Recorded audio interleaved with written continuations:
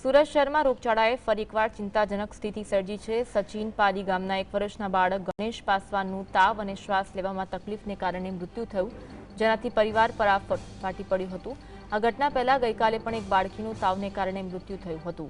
ગણેશને પ્રથમ સ્થાનિક ક્લિનિકમાં સારવાર આપવામાં આવી, પરંતુ તબિયત વધુ લથડતા તેને નવી સિવિલ હોસ્પિટલ ખસેડવામાં આવ્યો। દુર્ભાગ્યે સારવાર મળે તે પહેલા બાળકનું મૃત્યુ થયું।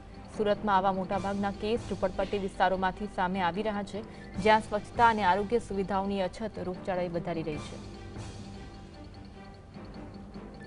આજ અંગે વધુ વાત કરીશું। સંવાદદાતા સાહિસ ફોનલાઈન પર જોડાયા છે। સાહિસ, એક બાળકને સારવાર મળે તે પહેલા જ મોત થયું છે। સુરત શહેરમાં વધુ એક બાળક રોગચાળાથી મોતની ઘટના બની છે, માહિતી આપશો।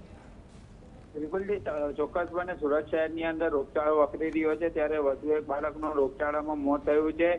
ગઈકાલે પણ એક બાળકીનું તાવમાં મોત થયું હતું। સચિન પાલી ગામમાં બાળકનું મોત થયું હતું। ગણેશ પાસવાનનું તાવ અને શ્વાસ લેવામાં તકલીફ થતા મોત થયું હોવાનું સામે આવી રહ્યું છે। પરિવાર પર આપ તૂટી પડ્યું છે। 1 વર્ષીય બાળકને પહેલા સ્થાનિક ક્લિનિકમાં સારવાર આપવામાં આવી હતી। તબિયત લથડતા નવી સિવિલ હોસ્પિટલમાં લઈ જવામાં આવ્યો હતો। સારવાર મળે એ પહેલા જ બાળકનું મોત થયું હતું। મોટાભાગના કેસો સ્લમ વિસ્તારમાંથી સામે આવતા હોય છે, પરંતુ સ્લમ વિસ્તારની અંદર આરોગ્ય વિભાગને દ્વારા કોઈ કામગીરી કરવામાં નથી આવતી એવું સ્થાનિક લોકો પણ જણાવી રહ્યા છે, અને તેને લઈને જે બાળકો બીમારો પડતા હોય અને બીમાર પડવાના કારણે આવી બનાવ જે છે તે સામે આવતો હોય છે। જી, આભાર માહિતી આપવા માટે।